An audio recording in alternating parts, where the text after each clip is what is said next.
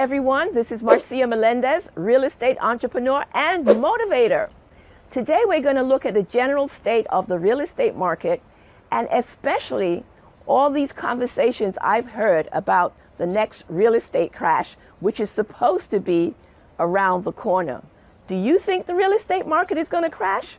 Stay tuned and we're going to look at it. You know, there was a lot of hype around the year 2000, but it is nothing compared to the year 2020. This will be a year that very few of us will ever forget. A worldwide health pandemic has created a major shift in the way we live and work, and most of the world is in a state of flux, with a lot of economies in recession worldwide. The real estate market is also in a flux. I have prepared a general overview of the real estate market in the U.S., which you can access by clicking on the link below. But today I want to talk about what's happening in our neck of the woods, New York City, and especially Brooklyn. This is not 2008. The factors that led to a real estate crash then are completely different now. First of all, in 2008, a lot of mortgages were given out to folks that really should not have received them because they were not properly vetted.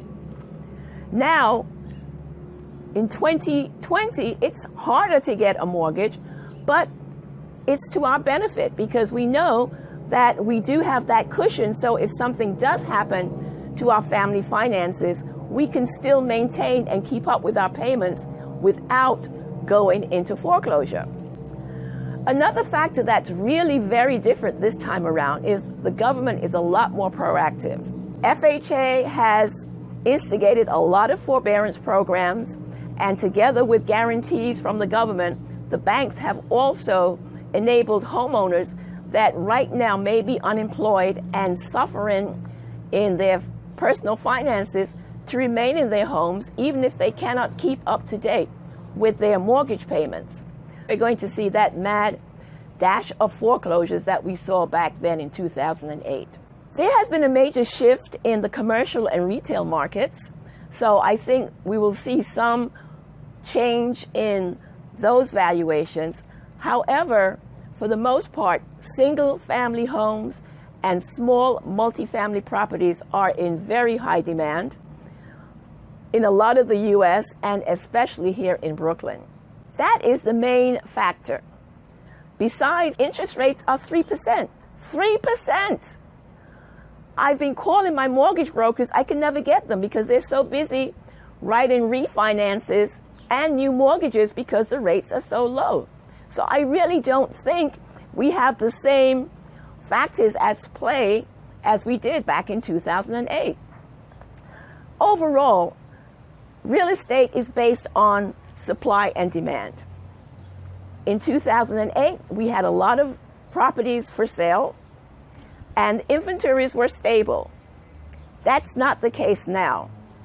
I don't know where you live, but here in Brooklyn, homes turn over so fast that it's unbelievable.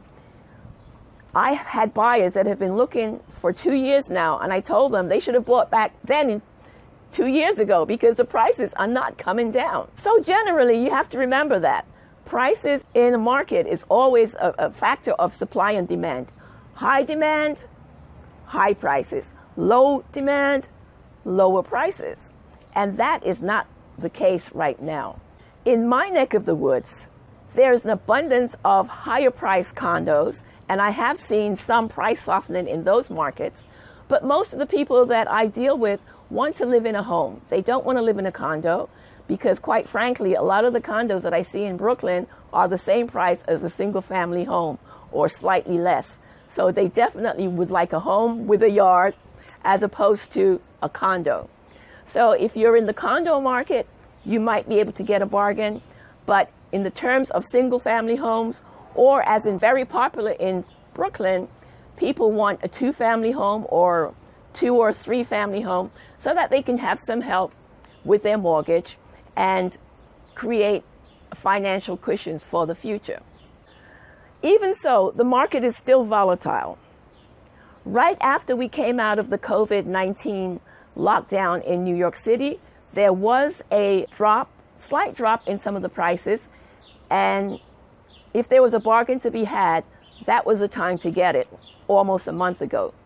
Since then, I've been shopping with buyers, and I have not seen anything that is really a bargain. So the prices are still high and going up every day. Another reason why people think that the real estate market is going to crash is because they believe there are going to be a lot of foreclosures. Well, you know, even if there's a foreclosure these days, it's a foreclosure is a property that is sold by the bank. Back in 2008, the banks got really smart. So even for short sales and foreclosures today, they are not letting them go much below market value. And even if they are below market value, you better have some cash money to purchase them.